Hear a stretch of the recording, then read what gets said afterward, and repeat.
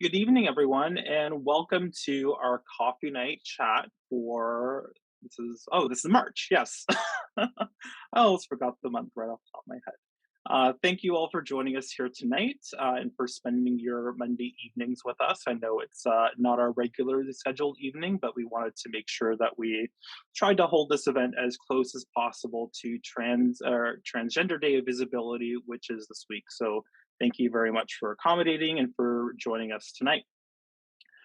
We at pFlag affirm that we're all treaty people, and they acknowledge that York region and the municipalities that we serve are located on the lands of two treaties. These treaties are signed with the Mississaugas of the Credit First Nation, the First Nations of the Williams Treaty, who are the Mississaugas of Alderville, Curve Lake, Hiawatha, Scugog Island, and the Chippewas of Beausoleil, Rama, and Georgina Island, who is our closest neighbor and partner in York region. To honor this agreement, we will take up our responsibility to be respectful of their traditions, knowledges, and inherent rights as sovereign nations. We will respect their relationship with these lands and recognize that our connection to this land is through the continued relationship with these First Nations. We acknowledge our shared responsibility to respect and care for the land and the waters for future generations. And it's with that that we always bring that approach to our coffee night chats. And it's here at these events where we host in our Zoom webinars. We are recording here, but the only folks that will be recorded here are myself and our guest here tonight. None of your names will be mentioned here tonight. And so feel free, we want you to participate using the chat and the Q&A features that are available here. We'll be sure to not use your name, and if that happens by accident, then this doesn't get live streamed. So we'll be editing that out with the sound before that goes up on our YouTube page. And if you know of anyone who wasn't able to join us here tonight live, we do post our coffee night chats. If this is your first time joining us, we do post our coffee night chats to our YouTube page, so they're available for repeat views. So if you would like to view this again or other coffee night chats that we've had over the last few months and last year, feel free to do that. The YouTube hits are great to see, honestly. And if this is your first time joining us in your first pFlag event, let's introduce you. Well, my name is Tristan. I'm the president of pFlag York Region. I use he, him pronouns. And pFlag, if you're not familiar, is an LGBTQ2 support, education, and resource network. And so there are chapters across the world, many chapters across Canada.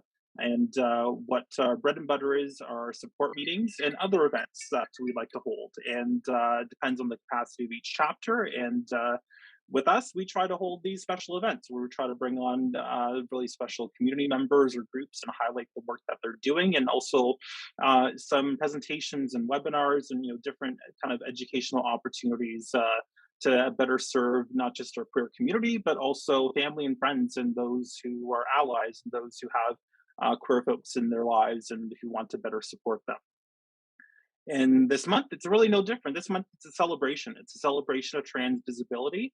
And we're observing Trans Day of Visibility by highlighting the incredible work of the Trans Canada Project, and to have a member of the Trans Canada Project come online and to share their journey with us. And so without further ado, we're going to actually start with a little video package from the Trans Canada Project. I'm going to share my screen and hope that the audio and video sync well. I know that sometimes doesn't happen when we're streaming events, but we're going to hope for the best here. And I would love to introduce the incredible team and the work of the Trans Canada Project.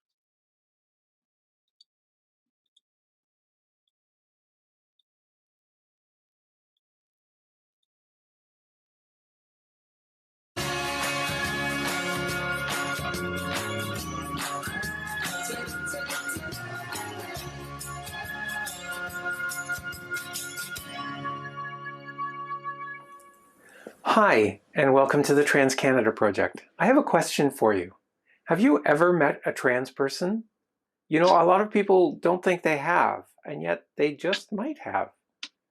A lot of people in this world feel alone, like they can't relate to anybody else, like they're just all their own person.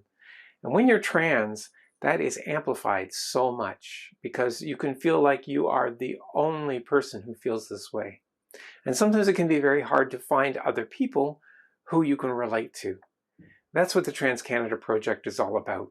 We want people to meet trans people, to hear their stories, to get to know them, so that they will know that we are real people just like everybody else. Let me introduce you to a few right now. Ani, Bojo, Inatig Nakas, Kervlek Ninjaba, Makwa Dodem. My English name is Heidi. I identify as being a two-spirit person. I use the pronouns they, them, she, her.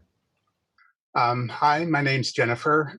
Hi, I'm Rochelle. My name is Ji-Mei Lee. My name's Eladon, and I use they, them pronouns.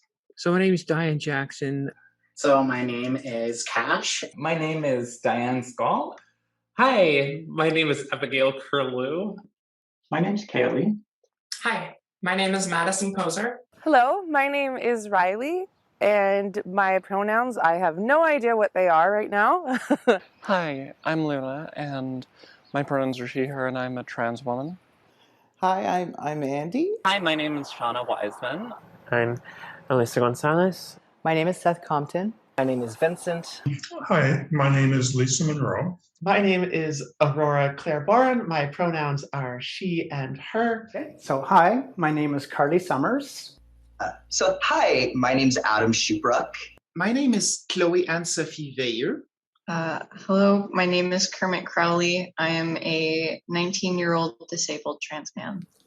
Okay, so now you've met 24 trans people. You can go and listen to their whole stories on our YouTube channel, youtube.com/c/transcanadaproject. You know, every one of the cis community is different. Every one of you is different from everybody else. We're all unique. We have our own likes, our dislikes, the things that we can do well, the things that we can't do well. And the trans community is no different in that way. It's not fair to paint the entire trans community with one brush just because of this one thing that we have in common. Even that one thing can be so diverse. What are some of the things that we do? Here's just a little sample of some of the things that some of our friends in the trans community do for a living. I am a PhD candidate in sociology and criminology. I am a graphic designer. I work in marketing and e-commerce. Professional science writer and a less professional pet owner and collector of vintage action figures. I am a 2S LGBTQ outreach worker for a local school board. I'm a licensed plumber for over 30 years. And I'm an actor, dancer, and singer. I work in the video game industry and has recently joined Relic Entertainment, where I am a senior core technical design. Kelly and I, in doing the Trans Canada Project, we don't profess to be experts in gender studies or really understand everything about what being trans is about. All we want to do is share some of these stories of some of our friends in the trans community so that you get to hear a little bit about who they are. Some of the struggles that they've had to face in learning about themselves, in trying to figure out how to navigate this journey of being trans, has given them wisdom that many people don't have the opportunity to gain. And in some of their stories, you can hear some of that wisdom. Here's just a few examples. A lot of the other questions I would get are people who just have doubts about their feelings about being trans, where they are worried that it's just a phase or something. And I'm able to tell them that these feelings are natural. A lot of trans women have doubts, trans men as well have these doubts. I had doubts early on as well. But in the end, I'm so much happier living life as a woman and being seen as a woman and presenting as a woman. And that sort of has made me realize that I'm meant to be a woman. The biggest thing would be to be patient. You know, it it comes together. It does work itself out. It does make a difference in the end. Embody the version of yourself that feels right. You do not owe anyone a specific version of yourself. Everybody has their own journey. Everybody is special. Everybody has their own path that they are going on. But if you judge yourself, it goes back to the saying, be yourself because everyone else is taken. And you can't go around expecting to have the same experience as the person next to you. So now that you have met some of us, I hope that you will join us on this journey across Canada to meet more trans people, to listen to the stories that are provided. Maybe in doing so, you'll become a better ally to the trans community, or maybe you will find yourself in some of those stories.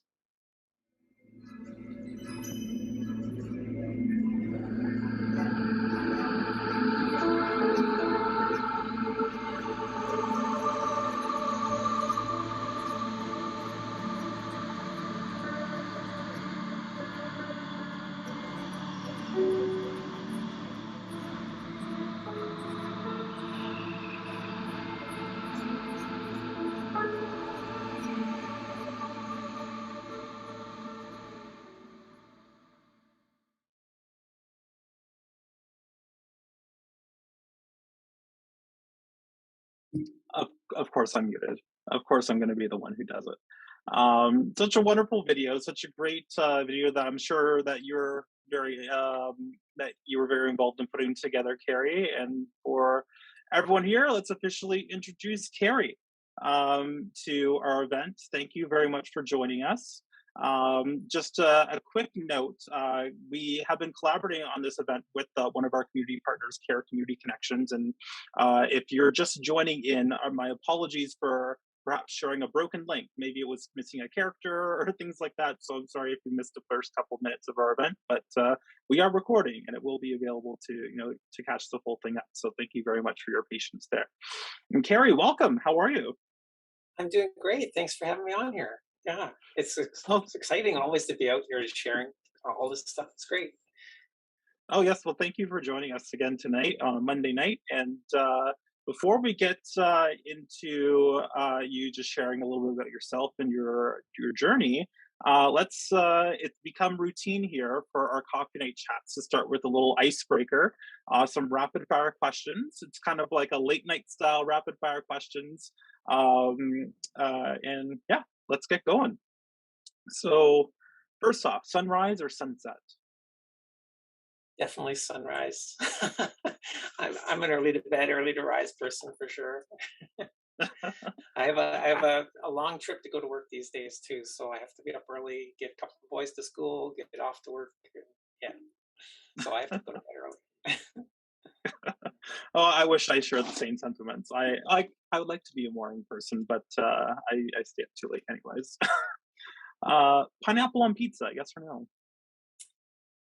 That's a tough one. I think I like it either way. I don't often have it, but when I do have it, I like it. So I think it's okay. Okay. How do you usually start your day? Well, like I said, I'm an early person, so I like to get up and just take my time, so get myself ready, go have my breakfast and sit and read a little bit of news. And I don't feel rushed when I'm trying to get out the door, right? Everything just kind of flows nice. What's your favorite color? Red. Okay. I don't know why. It's hard for me to explain to you. There was a period of time in my life where red was my favorite color. Maybe it was just because it was not blue and everyone around me liked blue and it was just very out there. I've been wearing a lot of browns days, so maybe brown. I don't know, but that's a weird color though, isn't it? Nobody ever says brown. Favorite board game, if you have a favorite board game? I really like Risk, but nobody will play it with me because it takes too long, right? I love a good game of Risk myself. It's hard to find. Okay. You gotta invest time. Okay, yes, it's happening. Kelly playing once recently for the first. I don't think she played it before, and she conquered the world. So like she's in now. Favorite movie? Okay. It's a little embarrassing to say. Young Frankenstein. Oh, that's not You know embarrassing. that movie? I know that movie. It's been a while since I've seen it. Like, I think I watched it when I was young, actually, but so it's been a while. But It just tickles my funny bone. All those weird jokes. It's my kind of humor. what was the last song you listened to? Oh goodness. Um. Okay. Truth be told, I'm not really a big music person. I don't listen to a lot of music. I'd rather listen to podcasts on my way home than music. So I have really eclectic tastes in music, and I have an Irish background. So some of the stuff that I listen to is basically Irish folk style. So probably you wouldn't know the Chieftains or Moira Brennan. Yeah. Okay. Well, you mentioned a podcast. What was the last podcast you listened to? Oh goodness, that's gonna be a test too. Trying to remember the name of it. Or maybe most memorable that you. I think it's called "You're Wrong About." That was the one I was listening to last. Yeah, but I listened to a whole range of things. Whatever's on Google Podcasts, I just hit the next one that's there, and they just scroll up through. A lot of TED Talks. Oh yeah, I'm sure. Yeah, that you can go down a rabbit hole TED Talks as you could with YouTube. Absolutely. Just yeah. Cake or pie?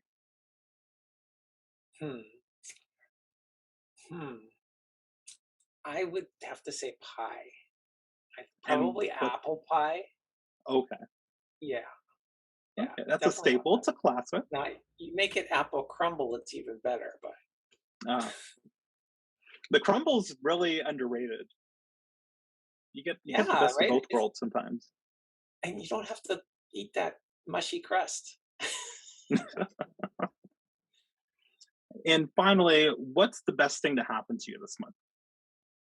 This month, oh well, I started a new job, so that's got to be it right now. Although as the weeks go on and I get tireder and I'm getting more stressed out just trying to learn all this new stuff, it doesn't necessarily feel like the best thing, but I do think it's a good thing. So yeah. All right, great. Well, thank you again for joining us. You made it through the rapid fire questions. I hope everyone got to know you a little bit better. And with that said, the floor is yours to take it away and to share a little bit about yourself and your journey. And the reins are yours. Great. Well, I kind of would like to share a little bit. Sorry, I'm trying out a new voice. This is this is part of the trans journey, right? Is figuring out what you do, what you don't do, what works, what doesn't work, and starting a new job. I'm kind of diving in on the end. I'll come back to the beginning in a minute, but um, you know, diving into a new job, it was a bit of a challenge for me to decide whether I wanted to try and work on my voice a little bit or not. And I'll just throw this out there now. One of those things was trying to let other people be more comfortable with who I am. And part of that is presenting in a way that makes them more comfortable, which then in turn makes me more comfortable. So even though I wasn't really dysphoric or anything about my voice the way it was, as you heard it on the video, I'm still not really disturbed that it goes both ways. It does help other people to see me more the way I feel. And so when they see me more the way I feel, then I feel a little bit better about myself. So that's something I've been working on. Anyway, and like I said, that was kind of diving off the deep end there, but I'll kind of go back and talk a little bit about my journey. And then hopefully get to the Trans Canada project and what we've been doing with that too, because that's all wrapped up together in our life. So I probably started this journey myself about 4 years ago now. Of course, those of us who are trans, we've been trans all our lives. It's just coming to the point where we can admit it to ourselves or realize what it really is and then move forward on that journey. And it took a lot for me because I grew up in a very evangelical home, and this was wrong. This was sinful, and I had a hard time struggling with that and wrestling with that. And I had a lot of internalized transphobia and um, kept trying to push it away because it was not supposed to be part of my life. I had a moment just a little less than 4 years ago that was really important to me. And I have to say, my faith is very strong. And even though my religion is pretty much gone now, my faith is still very strong. And I did have a moment where I felt like God was saying to me, you know what, Cary, it's okay. I love you. And I love you the way you are, and I accept you. And from that moment on, my journey totally changed. And I started to accept myself. I started to love myself more. And I started to figure this out. And I can't say that everything has been absolutely wonderful along the way. There's been some bumps, particularly with family, but it definitely has been the right thing for me to be able to get on this journey. Along that way, one of the things that scared me the most was I didn't know a lot of trans people. I hadn't met that many trans people, and you know, that whole narrative that I had been hearing that trans people were just weird and not right, it was still rattling around in my head, and it was difficult to get rid of that. So part of the process for me was, as it is for many people, to go on the internet and try and find stories of trans people that I could relate to, that would help me inform myself about who I was. And when I did that, there were a few things that I discovered. First of all, there wasn't a ton of good voices out there, and there definitely wasn't any real Canadian voices out there that we could find. I did get involved with a group, a local group here in Kitchener-Waterloo called Spectrum, and got involved in a trans group there, which was amazing to start to get to know some other trans people. And that helped me find myself a little bit. There were a couple of other groups that I was involved in too that were absolutely fantastic. And I met Kelly through that group, the Spectrum group, and the two of us kind of hit it off as friends, and we started talking about this idea that we had never seen these stories.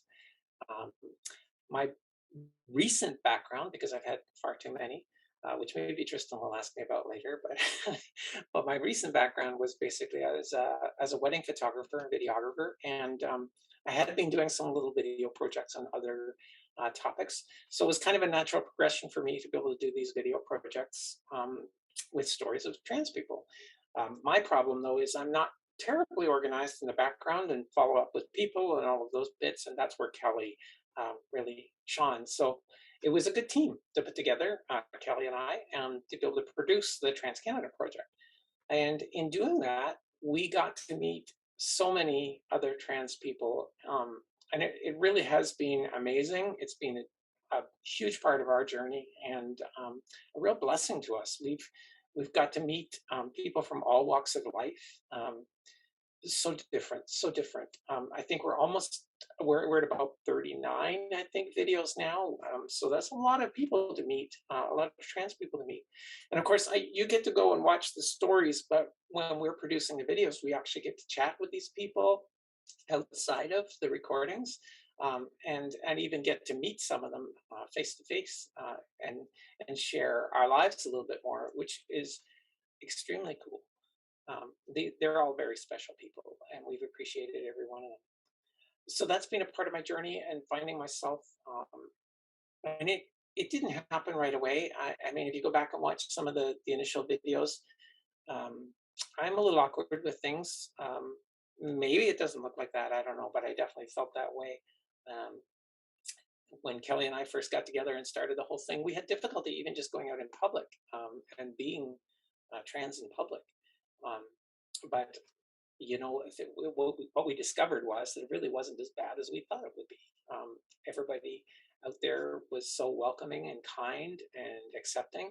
And I think maybe those who weren't were at least smart enough to keep their mouths shut and didn't say anything to us. So we definitely found ourselves being able to go out there and just be ourselves in public. And that's continued to be more and more.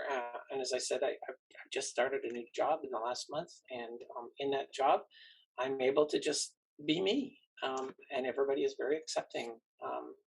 And it was a little scary too, because the job is actually dealing with the public. And in doing that, I was worried, okay, so the job might be great. The people that I'm working with might be very accepting, but I have to deal with public that I really don't know whether they're going to be accepting or not. But even there, I'm finding that I'm not having any problems, and I'm very pleasantly surprised and pleased with the way all of that's been going. So, Tristan, you came back on video there. I'm just going to get you. You can jump in any time, or I just keep going. Oh, you can keep going. That's okay with me. But I guess just to encourage folks as well, we have the Q&A feature as well, so feel free to hop on in with any questions that you have. I forgot I had a little tiny blurb here about the Trans Canada project, just in case folks are unfamiliar. But I think something that we both have in common is that I can be a little disorganized myself, I guess, in keeping things together. The Trans Canada Project mission is to try to highlight and connect as many individuals across the country, and to really make more visible and more relatable trans people, folks who are questioning, and folks who are just seeking to know and to better discover trans individuals. And I think that like a key thing that I really like from the video as well, that we say at pFlag too, is we don't claim to know everything about a queer lived experience, so whether you're gay or trans or bi or whatever, from us. And it's really just about connecting folks with each other and just gaining a better understanding through just understanding each other's just unique lived experiences. And I think that's just an incredible thing about the Trans Canada Project.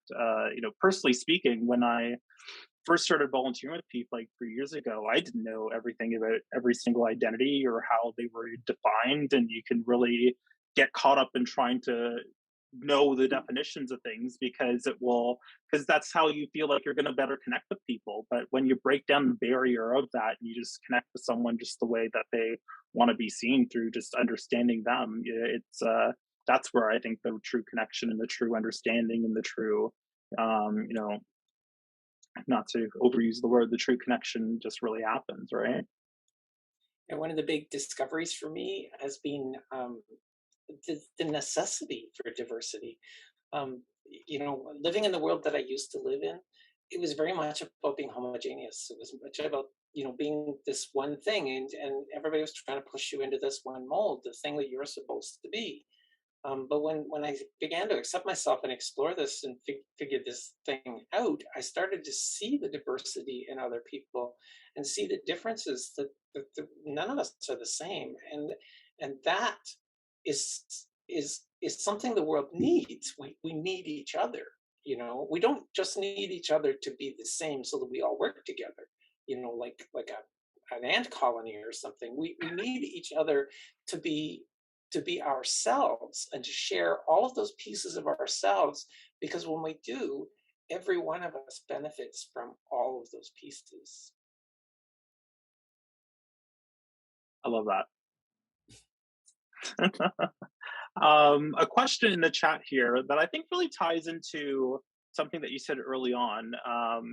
So the question here is, how long would you say it took you to fully accept yourself?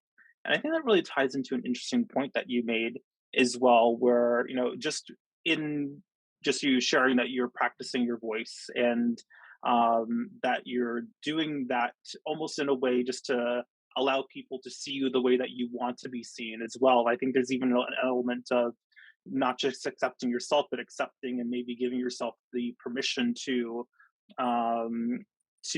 allow people, or to give them a little bit more of a leg up into seeing into them seeing you how you want to be seen, in a way. If that makes sense.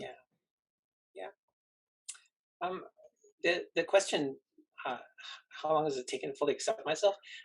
I can tell you my perspective, but I have to say right up front that I think that's something that's very different for everybody as well. Because just quickly, in Kelly's case, she come to the point where she discovered who she was, and almost immediately ripped the band-aid off, and she was just her, right? For me, it was a much longer process. I think probably for me, it was out of necessity because of my family.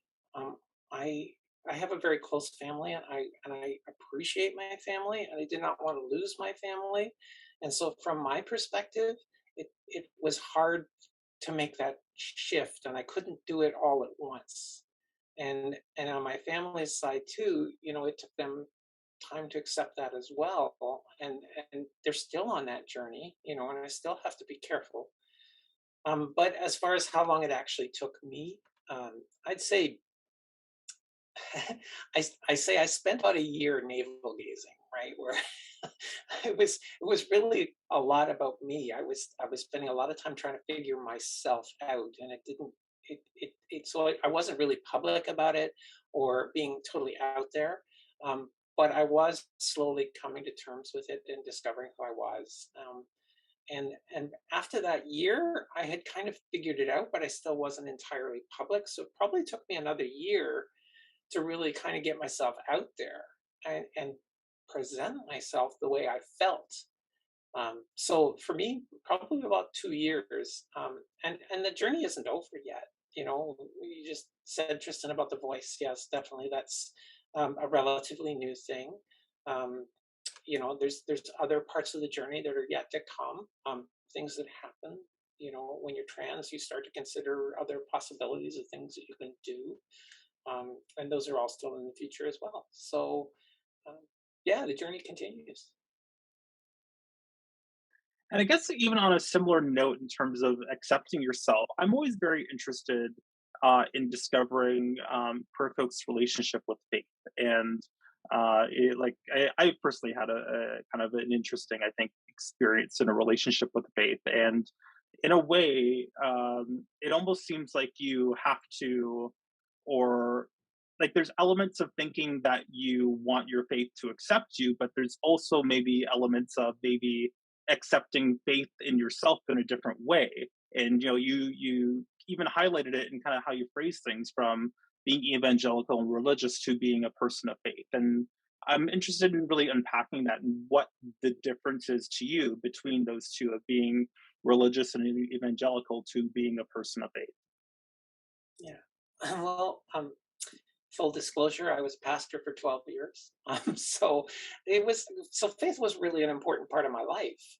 And it was in so many ways that I connected with God. Um, and it was probably part of my biggest struggle to come to terms with this, because everything I was told was that being trans and being with God are incompatible. Um, I I've discovered that that's just not true. Um, and in fact, since that moment that I talked about, where I really felt that revelation from God, that um, I feel like God has really led me. I talked about diversity. The same thing applies in my faith. Realizing that, although as a Christian, I might have particular views of how the whole God thing works. That's just my perspective, right? Where I'm learning from the diversity of other faiths, how that what I believe is the same God is acting and speaking to other people in different ways. And I think we can all learn from each other in that way. So my faith, like I say, is still very strong. And in fact, I think it's probably growing more because of this. But there was a lot of religion, and by religion I mean all the rules and the man-made stuff that comes out of the community, basically, right? We build these little laws around things that tell us how we're supposed to be, and then they become more important than God, and that's just not right. So I've been learning to kind of set those things aside and just continue on the faith journey, for what it is. That's great. And as a comment on that, I'm caught in a similar position. I chose to leave the church because it's difficult to poise for change, and the only vehicle for that is to leave. And I, yeah, it's I I feel like it maybe not. I guess in depending on your faith and your background, sometimes you might feel like that is the only choice is to leave or to maybe change perspective. I think that's maybe what I'm personally Yeah. struggling too. It's Well, like is it well, leaving? Like is leaving seems very finite, right? yeah. Well, if you compare it to an abusive relationship in a marriage, absolutely, you don't stick around and be abused, right? But that doesn't mean that when you leave, you can't find another person who's going to love you, right? So, like we did an interview. Junia Joplin is one of the people we interviewed, who is a pastor at MCC Church in Toronto, and she enlightened us to the fact that there is more than half of the churches now that are accepting of LGBTQ and in the Christian community. That's amazing. So we think that when we're in this church that has these different views, that that's what all the churches are like, but it's not true, right? There are plenty of churches that are accepting and will not only invite you in to be part of the community, but will celebrate who you are. Love And I like, does truly. yeah. I like how you put it too.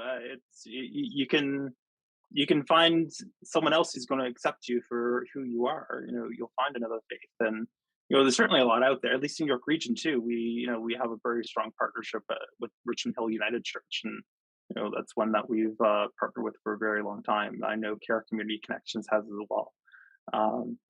Yeah. Yeah. Remember, even in the Bible, you read it doesn't say the church is God. It says the church is the bride of Christ, right? So when we start elevating the church into that position of God, no, that's not at all Christian. So yeah, and the church is human; they can get it wrong. Yeah, that's always been my take. It's all of us that are really interpreting it. There's going to be a lot of room for error there, logically speaking, at least. Perhaps we should change subjects. We talked a lot about faith here. Yeah, absolutely. That's fine. You might get me It's going not there. Sunday. Yeah, it's not Sunday. That was yesterday. You mentioned that you dove into a bit of wedding photography and videography a bit. I'm very interested to discover kind of what led you into that. Like, was it just an interest that you always, was in the back of your mind, something you always wanted to do, and then you just kind of dove right into it, or and how maybe getting into that had really helped you along the way? Clearly, it's connected with your Trans Canada project and gotten that going, but how has that really impacted you? Well, I can't say it's something that I've always wanted to do. It's sort of an evolution. Life doesn't have to be about this is what I am and this is where I'm going to be, right? You grow as you go through things, and everything I've done, every career I've had, has kind of led me into the next thing. And before I was doing the photography, I was actually doing. I was working for an insurance company as a network administrator, looking after their telephone systems, right? Which is totally different, right? um, but on the side, I needed to have this creative outlet, and so I started doing the photography in different ways. Eventually, long story, but eventually I ended up doing a lot of weddings, and I managed to stick around that place a little longer than I probably should have. And they told me to go out the door, which gave me an opportunity to say, okay, well, I'll just do this thing that I'm kind of having fun doing. So it got started, and I got into that. This part of the journey, though, being trans, it has had some other difficulties that I've had to find myself something a little bit more stable. COVID has not been kind on photography and wedding industry in general, so which is why I've had to make a shift again to another career. But as I said, everything is an evolution. It all builds on each other, and all the technology background that I had certainly prepared me for doing things digitally in photography and video. and then applying that into along with the creative pieces, putting them together, and then actually for a lot of the churches creating videos for different projects and things, and then videos for the weddings and so on. And then it was just a natural progress to move into doing that as part of my life now with what's affecting my life now. So yeah, and hopefully we're all benefiting from that now. So.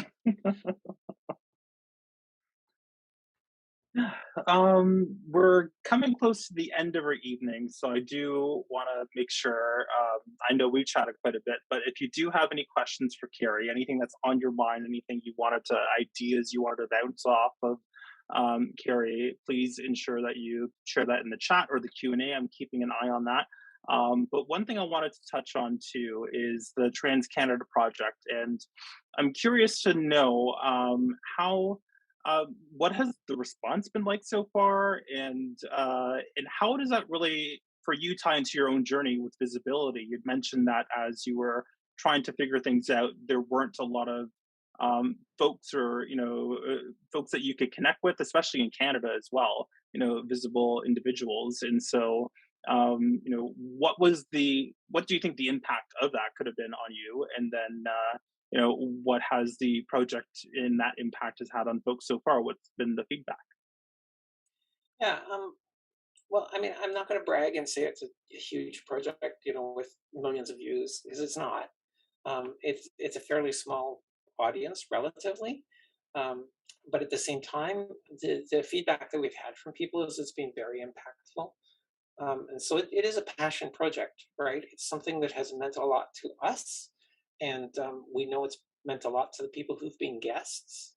And in turn, there are plenty of people out there who have commented that it has been meaningful to them as well. Our hope is that the stories that are being told are for everyone. It's for those who are maybe trying to figure out themselves and whether they're trans or not, and can find somebody in that whole group of people who they can relate to. That's like them. We also hope it's for all those people who have literally, unknowingly, never met a trans person, right? Because when you haven't met somebody, you don't really have any idea what to think of them, right? So this gives a very safe way for people to meet some of these trans people. We hope it's out there for allies too, to hear these stories and understand better what it's like to be trans. So really the videos are for absolutely everybody. But our main goal is basically just to tell those stories the way they are. We have a couple of other little side projects we do in that regard. We've started doing what we call the Trans Forum, where we bring some of the guests back and we actually talk about topics. So it's not so much the stories. We still want to keep the stories going, but the topics are kind of important for people too. And then we have another thing I just kind of rebranded as Transmission, and that's basically interviews of people who are doing things like you guys are. Maybe we'll have to have you on one of our videos now.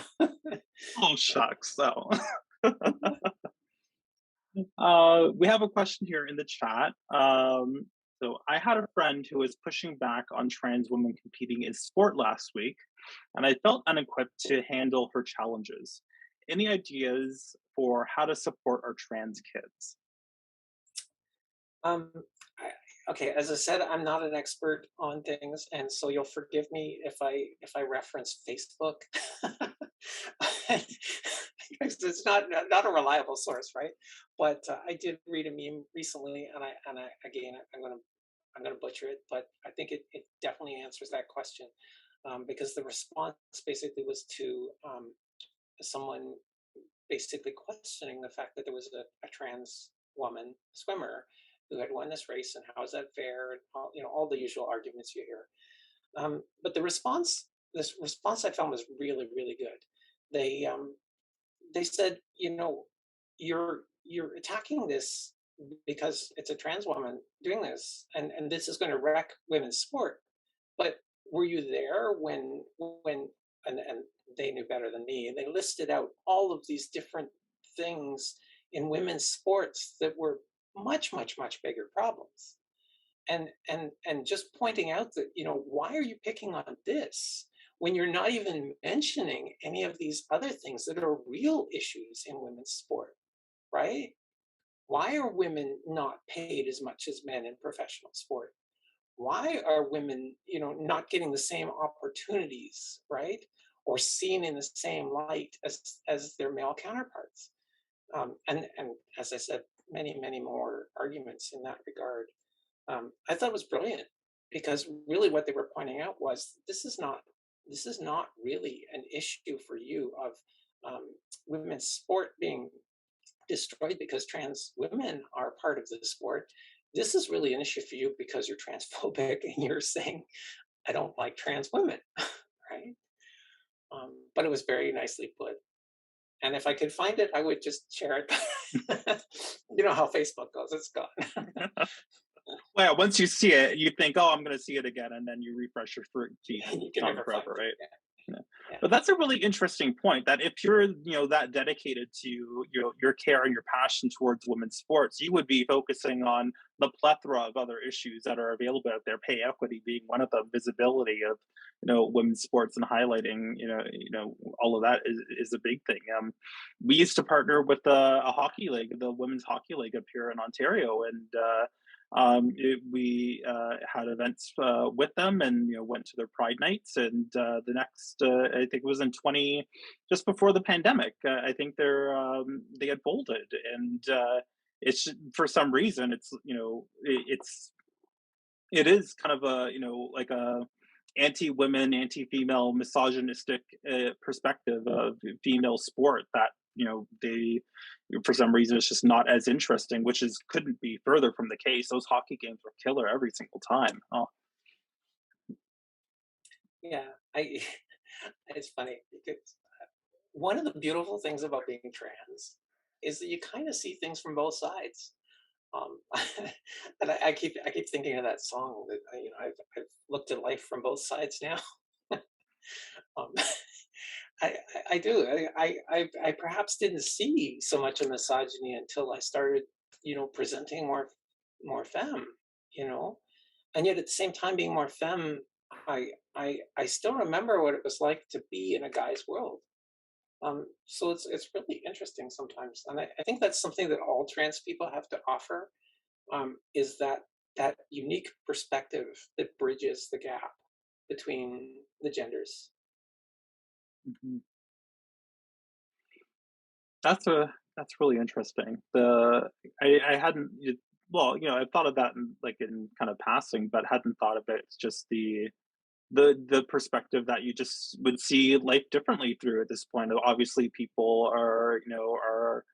their first impression would be that you're a woman, and that's how you're presenting, and how you would like people to see you, and then that would obviously bring on all the usual stereotypes and all the usual kind of daily the microaggressions and all those unfortunate things that I guess you encounter. Yeah. Another question here. Any advice if you get questioned about your identity? Um, I'm, I'm not sure I quite understand the question. Are you saying if I get questioned about my identity, how do I respond? I guess so. I don't know if the person who, if you would be able to clarify that, whether in the chat or the Q&A. Um,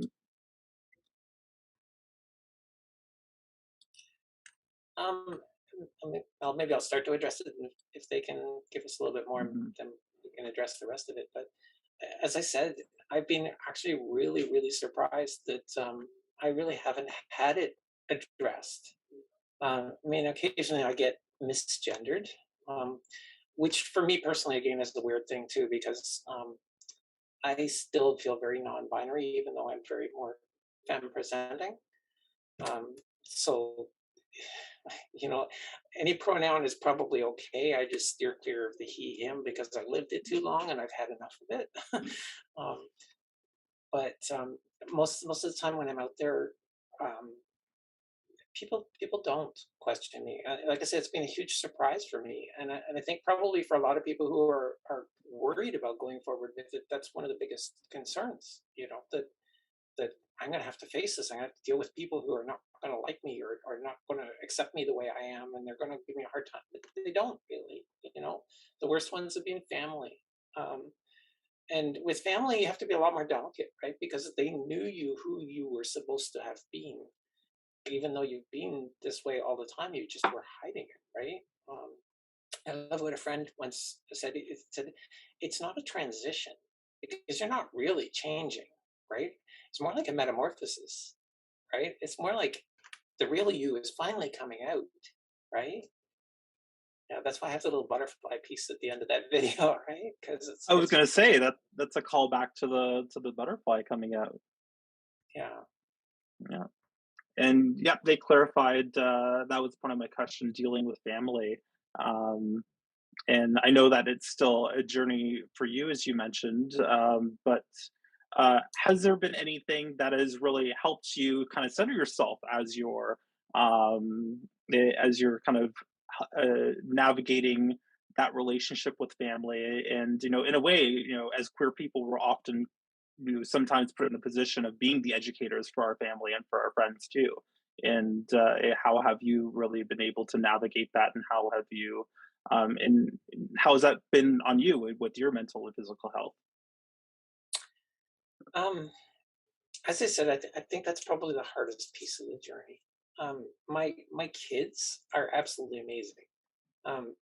They've grown up in a time when it was accepted, and they've been able to teach me things. I have a daughter who went to university for sexuality, marriage, and family, and she actually literally taught me things that I didn't know, and I've appreciated that so much. But my parents are definitely not accepting. They're loving, but they're not accepting. And that what I had to realize was it's a journey for them as well, right? That I can't just come at them and say, this is the way it is and that's it, right? Because they haven't known anything different, and it takes them time to realize and to come to it, right? I've had my whole life to figure it out, and and I still don't have it figured out, right? I got a better sense of it, but I kind of had to get a better sense of it. They've never had to worry about that. They don't have a frame of reference for it. And so I think we need to give them a bit of grace and a bit of time, and just try and show them that love back as well. The hardest relationship for me has been my spouse. And I, for her sake, I don't want to get into details with that. But she's accepting. She loves me, and she wants me to be who I am. But that's got to be one of the most difficult things, is seeing your spouse as one thing and then now they're another, and then coming to terms with that in yourself, and what does that make you. And I know she's still going through that journey, and if you're watching this, I'm sorry for bringing it up, but I know it's all part of the journey, and I think she would understand. And we have another question, which I think is going to be a great question to wrap up on as we're coming up to time. How do you think it's the best way to accept trans people? Which are the first steps to be an ally and humanity in trans people also? How to stop that sense of feeling that trans people are different?